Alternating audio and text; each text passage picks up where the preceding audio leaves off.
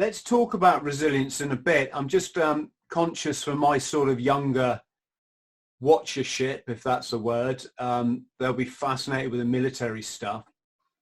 But before the military, what kind of upbringing did you have, Colin? Did you have challenges growing up, or?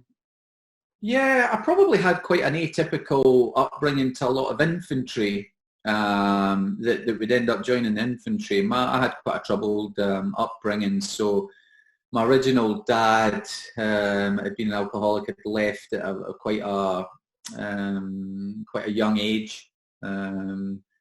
My mum had been quite violent. My stepdad was really violent, and so I had the NSPCC and stuff, RSPCC in and out the house, children's panels, supervision orders, all that sort of stuff. And I was quite close to going to a home. And thankfully for me, my sisters came along, my little brother. And so it was a sort of string that kept me attached to the family unit. And so I didn't eventually go to a home. I stayed in. But I had to get special permission to join the army at quite a young age. I was only 15, and I think you had to be 16 to join the army. But my mum wrote a letter to say I could join the army, and off I went. I joined the infantry, and I didn't want to join the army when I was young. I wasn't a boy that army was my natural sort of calling. It was the sort of, my mum dragged me down to the careers office, and I did that tick test they had at the time. And I think I equalled the highest they had in Bathgate, which probably isn't saying much. And they said, you can join anything you want. And I remember looking around the office, and there was a picture of a guy in short sleeve a blue shirt. He was all tanned, and he was abseiling down a radar dish in Hong Kong. And I said, I want to be that guy.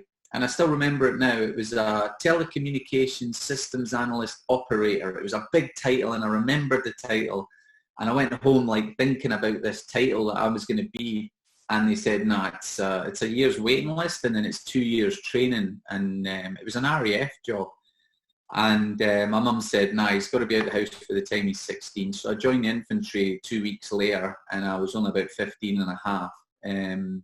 Which would have been probably one of the youngest soldiers to have joined the British Army. When I first joined, I was too young even to go to Germany, and I was too young to go out to the Gulf the first Gulf when it first started, and I was rear party for the regiment at that time.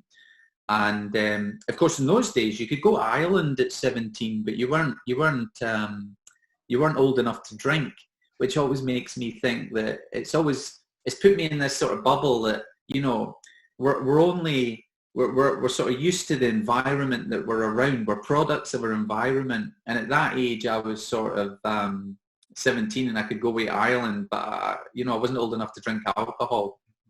But it was strange times. But yeah, I made the best of it, and... if it's any consolation, Colin, I didn't get in the RAF either. I went down to the recruiting office, and I did the tests and stuff, and they called me in for my interview and went, sorry, we don't think you'll stick the training. And at that point, little did I know I was going to go down the Marines recruiting office about a year later and join the Marines, and they obviously didn't have a problem with me. So just shows you the sort of scallywag they'll let in the Royal Marines. Well, it's RAF's loss, and I just think that sometimes we have a weird...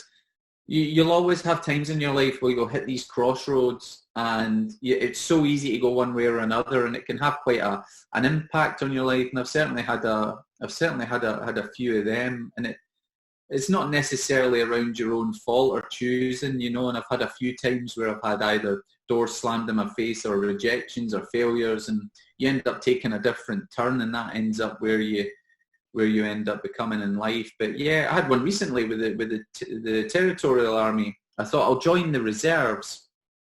I thought because I'll try and keep my hand in and get experience. This was a few years ago.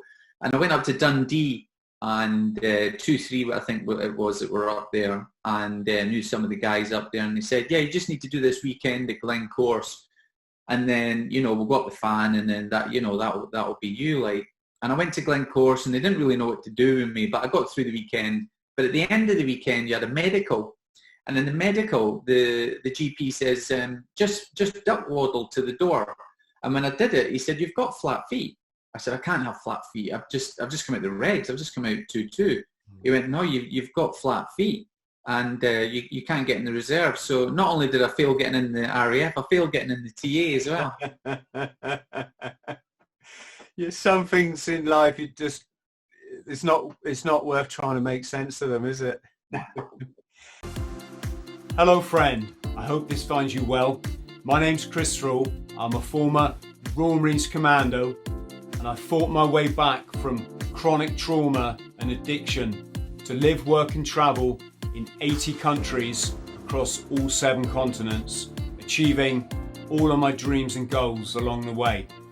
Now I pass my simple system on to other people, but I can only help you if you like and subscribe. So please do so, because you get one life, and if you live it right, one is enough.